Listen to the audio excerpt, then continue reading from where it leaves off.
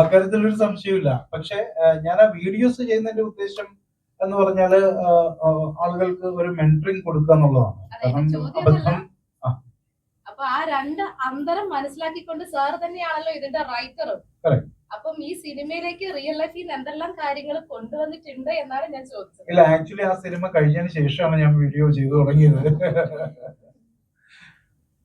പക്ഷെ എനിക്ക് പറയാനുള്ളത്, അതിനു മുമ്പ് ഞാൻ സോഷ്യൽ മീഡിയയിൽ ആക്റ്റീവ് ഒക്കെ ആയിരുന്നു. പക്ഷെ ഈ സോഷ്യൽ മീഡിയയിൽ ആക്റ്റീവ് ആകുമ്പോഴും നമുക്കറിയാം, നമ്മൾ പോസ്റ്റ് ചെയ്യുന്ന പല സംഗതികളിൽ നിന്നും വിഭിന്നനാണ് ഞാൻ. ഇപ്പോൾ സോഷ്യൽ മീഡിയയിലും എൻ്റെ പ്രൊഫൈൽ പിക്ചർ, ഏറ്റവും നല്ലൊരു പ്രൊഫൈൽ പിക്ചർ ഞാൻ ഇടുന്നു, ഏറ്റവും നല്ലൊരു കവർ ഫോട്ടോ ഇടുന്നു, എൻ്റെ അപ്ഡേറ്റിൽ ഏറ്റവും ബെസ്റ്റ് ആയിട്ടുള്ള ഔട്ട്പുട്ട് ഞാൻ കൊടുക്കുന്നു. ഇപ്പൊ നിങ്ങൾ കാണുന്ന എനിക്കൊരു വയറുണ്ട്. ഈ വയറ് ചിലപ്പം എൻ്റെ പോസ്റ്റുകളിൽ ചിലപ്പോൾ ഉണ്ടാവില്ല. ഞാനത് ക്രോപ്പ് ചെയ്തിട്ടായിരിക്കും ഇടുന്നത്. എന്തുകൊണ്ട്? എന്നെ ഏറ്റവും നന്നാക്കി എനിക്ക് കാണിക്കാനാണ് ഇഷ്ടം. അപ്പൊ യഥാർത്ഥത്തിലുള്ള ഞാൻ ഇതാണ്, സോഷ്യൽ മീഡിയയിൽ ഞാൻ അതാണ്. ആ വ്യത്യാസം എന്തായാലും അവിടെ ഉണ്ട്. അതെല്ലാ മനുഷ്യരിലും ഉണ്ട്. ഈ സോഷ്യൽ മീഡിയ സബ്ജക്ട് എടുത്തോണ്ട് ചോദിക്കാം. കഴിഞ്ഞ ഒരു മാസം ആ സ്ഥലം അറിയാം, കണ്ണൂർ ഒരു സംഭവം നടന്നു. രണ്ടുപേരുടെ പേര് പറയില്ല, ആരാണെന്നുള്ളത് നിങ്ങൾക്ക് എല്ലാവർക്കും മനസ്സിലായിരുന്നു. അപ്പൊ മരിച്ചൊരു വ്യക്തി, പുള്ളി ഇതേപോലെ അറ്റാക്ക് വന്നിട്ട് അതിന് ഇതാകാതെ മരിച്ചതാണ്. പക്ഷെ അതിനുശേഷം വന്ന അറ്റാക്ക് ആ ഇൻഫ്ലുവൻസറോടായിരുന്നു. അതിനെ കുറിച്ച് എന്താ പറയാറുള്ളത്? ഇല്ല, അത് നമുക്ക് കാര്യങ്ങളുടെ നിജസ്ഥിതി ഇപ്പോഴും വ്യക്തമാകാത്ത സ്ഥിതിക്ക് നമ്മൾ അതിനെപ്പറ്റി ഒരു അഭിപ്രായം പറയുന്നത് ശരിയല്ലല്ലോ. എന്താണ് യഥാർത്ഥത്തിൽ സംഭവിച്ചത് എന്നുള്ളത് ഇപ്പോഴും വ്യക്തതയുണ്ട്. എനിക്ക് തന്നെ പലതവണ അങ്ങോട്ടും ഇങ്ങോട്ടും സ്വിച്ച് ചെയ്ത് പോയിട്ടുണ്ട്. ഇത് ശരിയാണോ, അല്ല ഇത് ശരിയാണല്ലോ എന്ന് പറഞ്ഞിട്ട്. ഈ കൺഫ്യൂഷൻ എന്നെ പോലെ നിങ്ങൾക്കും ഉണ്ടാവും. ഞാൻ അതിലൊരു വ്യക്തിപരമായിട്ടുള്ളൊരു, പ്രത്യേകിച്ച് എന്റെ സിനിമയുടെ ഈ ഒരു സമയത്ത് പറയുന്നത് ശരിയല്ലല്ലോ. നമ്മുടെ ഷിൻസ് കുറച്ച് മുമ്പ് ഒരു ഇന്റർവ്യൂവിൽ പറഞ്ഞ പോലെ, നിങ്ങൾ എയറിൽ കയറാൻ പോവുകയാണ് എന്നോട് പറഞ്ഞു. ഞാൻ ഒരു കാര്യം പറഞ്ഞു തുടങ്ങിയപ്പോ അപ്പൊ തന്നെ എനിക്കത് ഇത് അപകടമാണല്ലോ, നിർത്തി. 2012 ആദ്യത്തെ സിനിമ ചെയ്തത് പൈസ പൈസ? 2013 റിലീസായത്. അത് കഴിഞ്ഞ് കുറെ വർഷം കഴിഞ്ഞിട്ടാണ് ലാൽബാഗ് സംഭവിക്കുന്നത്. ഇപ്പൊ ബട്ടർഫ്ലൈ. ഇപ്പൊ ഏകദേശം ഒരു 14 കൊല്ലമായി. ഇതിനിടയ്ക്ക് 3 സിനിമ ചെയ്തിട്ടുള്ളൂ. എന്തുകൊണ്ടാണ് ഈ ഗ്യാപ്പ് വരുന്നത്? ഞാൻ ചോദിച്ച ഓരോ പ്രൊജക്ട് ചെയ്യാൻ ഇറങ്ങി പുറപ്പെട്ട് നടക്കാതെ വരുന്ന പ്രശ്നങ്ങളാണോ? പലതും ഉണ്ട്. പക്ഷെ ബേസിക്കലി ഞാനൊരു ആഡ് ഫിലിം മേക്കറാണ്. അഡ്വർടൈസ്മെന്റ് ഫിലിംസ് ഡയറക്ട് ചെയ്യുന്ന ആളാണ്. 200-ൽ കൂടുതൽ പരസ്യങ്ങൾ നാഷണലി, നമ്മുടെ ഡൊമസ്റ്റിക് ആയിട്ടും ആഡ് ഫിലിംസ് ചെയ്യുന്ന ഒരു ആഡ് ഫിലിം മേക്കറാണ് കൊച്ചിയിലെ. അപ്പൊ ഇത് എനിക്ക് ഞാനിങ്ങനെ കണ്ടിന്യൂസ് ആയിട്ട് ചെയ്തു പോകുന്നതിന്റെ ഒരു കാര്യമുണ്ട്. കാരണം നമ്മൾ ഇതിൽ നിന്ന് മാറി നിൽക്കുന്നാൽ എൻറ്റയർലി ഡിഫറെന്റ് ഒരു ഇൻഡസ്ട്രിയാണ് അഡ്വർടൈസിങ് ഇൻഡസ്ട്രി എന്ന് പറയുന്നത്. നമ്മൾ കൃത്യമായ ഒരു കോർപ്പറേറ്റ് സ്റ്റൈൽ ഓഫ് ഒരു അപ്രോച്ച് അവിടെ ആവശ്യമാണ്. കംപ്ലീറ്റ് ആയിട്ട് നമ്മൾ അതിൽ നിന്ന് മാറി നിന്നാൽ ആ ഇൻഡസ്ട്രിയിൽ നമ്മൾ വാഷ് ഔട്ട് ആണ്. സോ നമുക്കത് ഫോളോ അപ്സ് ഉണ്ട്, അഡ്വർടൈസിങ് ഏജൻസി മീറ്റപ്സ് ഉണ്ട്, ക്ലയന്റ് മീറ്റിംഗ് ഉണ്ട്. അപ്പൊ അതിനൊരു ഫോർമാറ്റ് ഉണ്ട്. അതുപോലെ തന്നെ പ്രസന്റേഷൻ കാര്യങ്ങൾ ഇതെങ്ങനെ പോകും. അപ്പൊ അതൊരു ഒരു ഘടകമായിരുന്നു. പിന്നെ ചെയ്യുന്ന സിനിമ എന്താണോ, നമുക്ക് അത് ചെറുതോ വലുതോ എന്നുള്ളതല്ല, പറയുന്നതിൽ എന്തെങ്കിലും ഒരു കാര്യം ഉണ്ടാവണം എന്ന് എനിക്കെപ്പോഴും ആഗ്രഹം ഉണ്ടായിരുന്നു. പിന്നെ ചില സമയങ്ങളിൽ സംഭവിച്ചിട്ടുള്ളത്, ഈ ഇത്രയും ദൈർഘ്യം ഓരോ ഇന്റർവൽസ്, ഓരോ സിനിമയ്ക്ക് ഇടയ്ക്ക് ഇത്രയും ഇന്റർവൽസ് വന്നതിന്റെ ഒരു റീസൺ എന്ന് പറഞ്ഞാൽ, നമ്മൾ സിനിമയല്ലേ, സിനിമ അത് നമുക്ക് പറയാൻ പറ്റില്ല എപ്പോഴൊക്കെയാണ് സംഭവിക്കുക, എങ്ങനെയൊക്കെയാണ് സംഭവിക്കുക എന്നൊന്നും പറയാൻ പറ്റില്ല. ഇപ്പം നമ്മളുടെ വിരൽത്തുമ്പിൽ എത്തിയ പ്രൊജക്ടുകൾ പോലും ആ ലാസ്റ്റ് മൊമെന്റിൽ നമുക്ക് മിസ്സായിട്ടുണ്ട്. സോ ഞാനൊരു വീഡിയോയിൽ തന്നെ പറഞ്ഞ പോലെ, എഴുതപ്പെടാതെ കിടക്കുന്ന ഒരു കൂട്ടം തിരക്കഥകൾ ഉണ്ടാവും. അപ്പൊ അത് എനിക്ക് മാത്രമല്ല, എല്ലാ ഫിലിം മേക്കേഴ്സിന്റെയും കൈവശം ഉണ്ടാവും. അപ്പൊ അത് ഓരോ കാലഘട്ടങ്ങളിൽ ഓരോ സമയങ്ങളിലായിട്ട് സംഭവിച്ചു പോകുന്നു എന്ന് മാത്രമേ ഉള്ളൂ.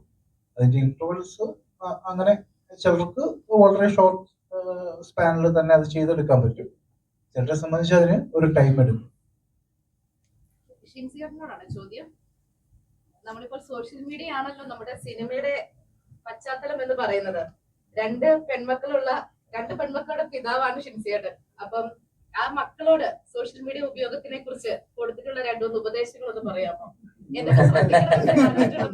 അല്ല, സത്യസന്ധമായിട്ട് പറഞ്ഞു കഴിഞ്ഞാൽ എന്റെ മക്കളോട് അങ്ങനെ ഉപദേശങ്ങളൊന്നും കൊടുത്തിട്ടില്ല. 2 പെൺമക്കളുടെ അച്ഛനെന്ന നിലയിൽ വളരെയധികം അഭിമാനിക്കുന്ന ഒരാളാണ്. അവരെ ഫ്രീ ആയിട്ട്, അതായത് അവർക്ക് ഇഷ്ടമുള്ള പോലെ ജീവിക്കാനുള്ള സ്വാതന്ത്ര്യം ഞാൻ അവരോട് അങ്ങനെ തന്നെയാണ് പറഞ്ഞത്. 2 പേരും നവോദയയിൽ പഠിച്ചു കഴിക്കുകയാണ്. അപ്പോൾ അവർക്ക് ആ തരത്തിലുള്ള എല്ലാ സ്വാതന്ത്ര്യവും, അങ്ങനെയുള്ളൊരു അച്ഛനായിട്ടാണ് ഞാൻ മുന്നോട്ട് പോകുന്നത്. ഒരു ഒരു അത് ചെയ്ത് അങ്ങനെയുള്ള കാര്യങ്ങളൊന്നും ഇല്ല ഇതുവരെ. ഞാൻ അവരോട് പറഞ്ഞു.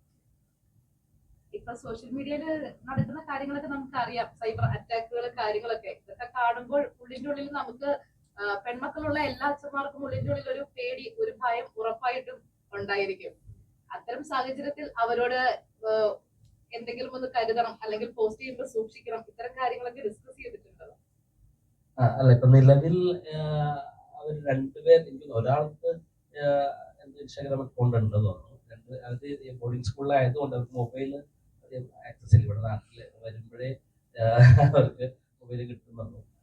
പിന്നെ ഞാൻ പറയുന്നത്, നമ്മള് ലോകം ഇതാണല്ലോ, നമ്മൾ പറഞ്ഞു കൊടുത്ത് പഠിക്കേണ്ടത്. അവർക്ക് ഈ കാര്യങ്ങളൊക്കെ മനസ്സിലാകും. സാവധാനം എല്ലാ കാര്യങ്ങളും ഈ ലോകത്ത് ജീവിക്കുമ്പോൾ ഇതിനോടൊക്കെ പൊരുത്തപ്പെട്ട് അല്ലെങ്കിൽ ഇടിച്ചു നിൽക്കുക എന്നുള്ളൊരു സാധനം ഉണ്ടല്ലോ, അത് ഞാൻ പറയാതെ തന്നെ അവർക്ക് മനസ്സിലാകും എന്നാണ് ഞാൻ വിശ്വസിക്കുന്നത്. പിന്നെ നമ്മൾ എല്ലാവരും ഓരോ ഇൻഡിവിജ്വൽസ് ആണല്ലോ. അപ്പോൾ ഞാൻ അങ്ങനെ തന്നെയാണ് കണ്ടത്. അപ്പോൾ അവർക്ക് അവരുടേതായ സ്വാതന്ത്ര്യമുണ്ട്.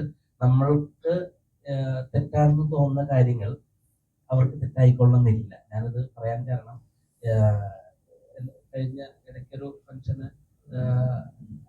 എൻ്റെ മൂത്ത മോള് ഡ്രസ്സ് ചുരിദാർ ഇട്ടപ്പോൾ ഇവിടെ കൈ, ഞാൻ അത് തയ്ക്കുന്ന സമയത്ത് ഞാൻ കൈ വെക്കണം. അപ്പോൾ അത് വേണ്ട, കൈ ഇല്ലാത്തതായിരുന്നു നല്ലതെന്ന് അവള് പറയണ്ട. അപ്പൊ ഞാൻ എൻ്റെ ഒരു തോട്ട്, ഞാൻ അങ്ങനെ കൈ ഇല്ലാതാക്കുന്നത് അത് ബുദ്ധിമുട്ടല്ലേ എന്ന് പറയുമ്പോൾ അച്ഛാ എന്താണ്. അപ്പൊ അവർക്ക് അതിനെക്കുറിച്ച് ധാരണയുണ്ട്. എനിക്കത് മനസ്സിലായി. നമ്മള് അങ്ങനെ അത് തെറ്റാണ് എന്ന്, അത് നമ്മുടെ കാഴ്ചപ്പാടാണല്ലോ.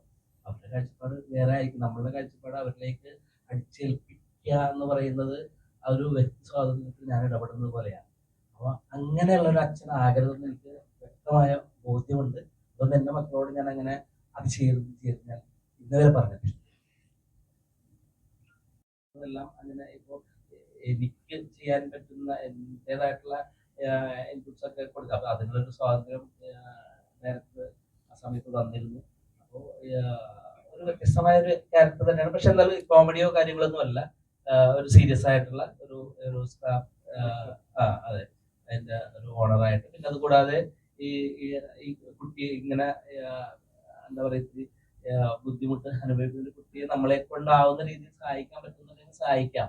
നമ്മൾക്ക് ഇപ്പോൾ ഒരു ആരെയും നമ്മൾ ഉപദ്രവിച്ചില്ലെങ്കിലും സഹായിച്ചില്ലെങ്കിൽ ഉപദ്രവിക്കരുത് എന്നുള്ളതാണ്. ഇപ്പോൾ നമുക്ക് വേറെ പ്രശ്നങ്ങളൊന്നും ഇല്ലാത്ത, അതായത് വലിയ ബുദ്ധിമുട്ടില്ലാത്തൊരു സഹായം എന്നുള്ള രീതിയിൽ ചെയ്യുന്ന അങ്ങനത്തെ ഒരു ക്യാരക്ടറായിട്ടാണ്.